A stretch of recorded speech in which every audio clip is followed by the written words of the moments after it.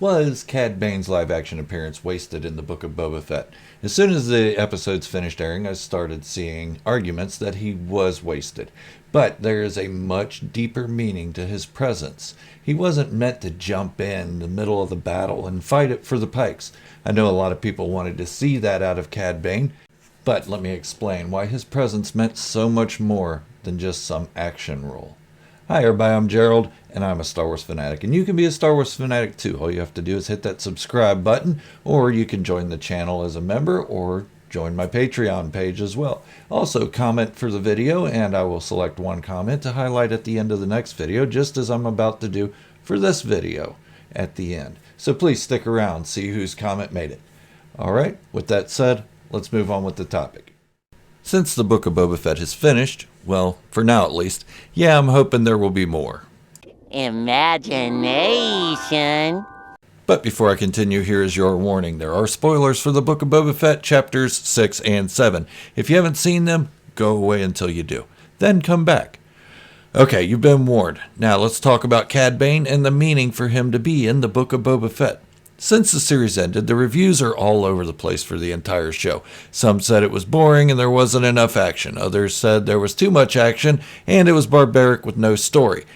But one criticism I saw was that they wasted Cad Bane's live-action appearance on this show and his presence was unnecessary to the story.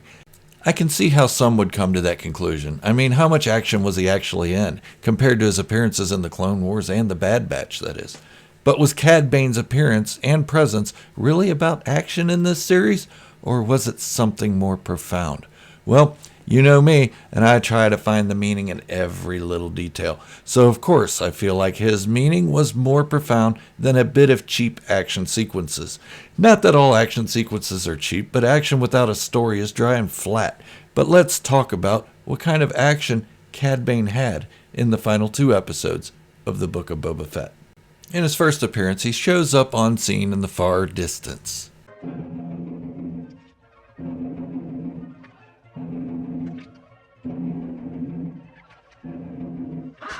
Yeah, it seems to take him a while to get to his adversaries, but when he did, it was like that. He was right there on them. And when he finally did make it up there and showed us who he was, we knew something bad was going to happen. Okay, let me interject for a moment. If you're looking for me to critique his look, stop here. This isn't what I'm doing. I don't compare live action to animated. To me, that's silly, and things change in appearance from one to the other. So I'm not judging the choices in aesthetics. But back to it again. Cad Bane shows right away that he has no F's to give, and guns down the deputy and the sheriff. He then tells the town that as long as the spice flows freely, there will be no problems at all. But the marshal, Cobb Vanth, survived with a hit to his right shoulder. The deputy was not as lucky. He took 3 shots and died from his injuries. Cad Bane then leaves. The next time we see the Duros gun for hire, he is approaching the gathering spot of the Pike Syndicate. Mayor Makshais and the other heads of the Mos Espa are there too. He then enters the facility and tells them they have nothing to worry about with Cobb Vanth and Freetown. But the Pikes tell Cad Bane something a little unsettling. They tell him that it was them that killed the Tuskens that Boba was taken in by, and it wasn't the Nikto bikers at all. Now I kind of feel bad for their deaths.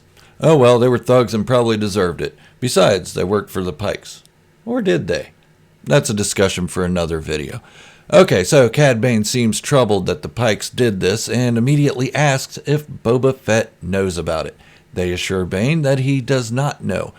Okay, so Bane appears and draws Boba Fett out of the remains of Garza Fwip's sanctuary. He then tries to provoke Boba into a duel, unsuccessfully. But he does reveal the truth of the Tuskens. Boba Fett shows no emotion outwardly. Classic. If there was any doubt that remnants of Boba Fett still exist, watch this moment.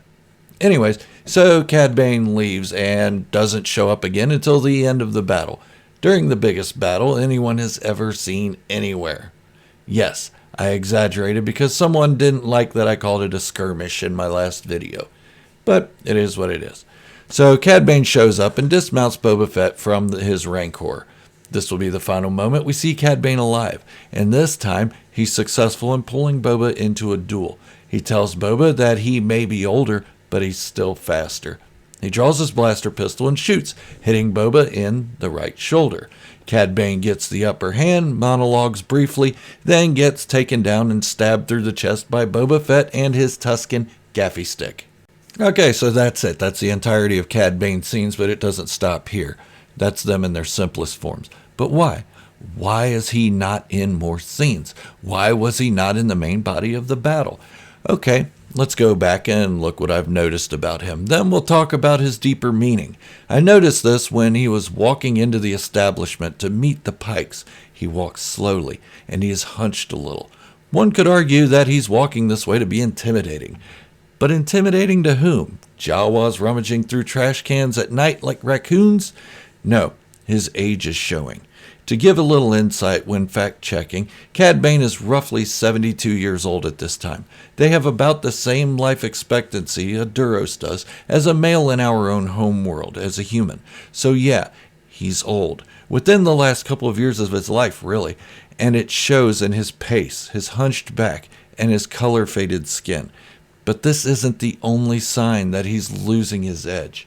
When he's in his duel with Cobb Vanth, he fires the Marshal one time, striking him in the right shoulder. Vanth falls, then Bane pivots and shoots the deputy 3 times, killing him. But look where his shots land on the deputy. The first hit the deputy in the right shoulder area. Bane steps in closer and hits the deputy in the right side lower abdomen. He steps in closer again, and this third shot strikes the deputy in the center of the chest. The first 2 shots were probably survivable, but the last shot was not, and that's where Cad Bane is the closest to his enemy. Now let's go to the duel of his with Boba Fett. Cad Bane's first shot lands where? It lands in Boba in the right shoulder. Cad Bane does a little fancy maneuver and gets a little closer to hit Boba in his left chest armor, just below his shoulder. He then moves in really close for his kill. Okay, so right about now you're asking me, so what? Why break down all his shots that he took in the Book of Boba Fett? Because how many shots would have been kill shots when he was a younger man during the Clone Wars? Remember, he was dead accurate back then. Even hit Boba Fett in the head during their first duel. Yes, Boba Fett has armor around his vital parts, and it made more sense to disarm him first. But Cobb Vanth did not have armor. The deputy did not have armor. All 3 he hit in the right shoulder in the first shot, meaning his eyes are going bad and his aim is nothing of how it used to be. So Cad Bane knows he's old. Yes, he may be fast, but he's not as accurate as he used to be. He's a relic. The Pike Syndicate knows this as well. They didn't hire him to fight as a soldier in a battle. They have enough of those. They are sure Cad Bane may have even been successful in battle, but he would have died before he was able to do what he was paid to do, take out Boba Fett. Because the Pikes know of the history between the two, and they know psychological warfare has its advantages. Okay, so that's why he wasn't in the battle. And that's also why he was unsuccessful in killing Boba Fett and ended up dying for it. So, how was he necessary to this whole story? Well, it's because Cad Bane is one of the last links to Boba Fett's past. He was one of Boba Fett's first mentors. He taught Boba how to be ruthless, and it was time to sever that connection for good. Cad Bane even tells Boba Fett that there's too much of his father in him and tries to convince him, and Cobb Vanth for that matter, that Boba is still a cold-blooded killer, something Boba has been fighting to change ever since his escape from the Sarlacc. Cad Bane also served to remind Boba Fett of his lineage. Sure, his father may have been a bounty hunter, and a cold one at that, but he was also a Mandalorian. And this series became another stepping stone in bringing Boba Fett back into Mandalorian society. Fighting side by side with Din Djarin really exemplified that. So before you go saying Cad Bane was wasted in his first live-action appearance, just remember, he had everything to do with the growth of Boba Fett as a character from here out, and that's what this show was about. But maybe I'm reaching again, as some have suggested, and this is another one of those moments that's lazy writing and has only surface-level meaning. Let me know what you think of it in the comments below. I do read all of them, and I try to respond as much as possible. Now, I'm going to take the time to give a shout out to the top comment from the last video. The comment comes from a longtime supporter, Sandra Archer.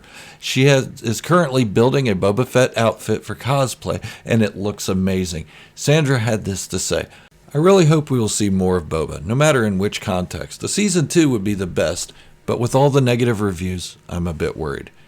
Thank you so much for that, Sandra. The only thing we can do is just ignore the negativity. Some fans won't be pleased until every one of their expectations are met.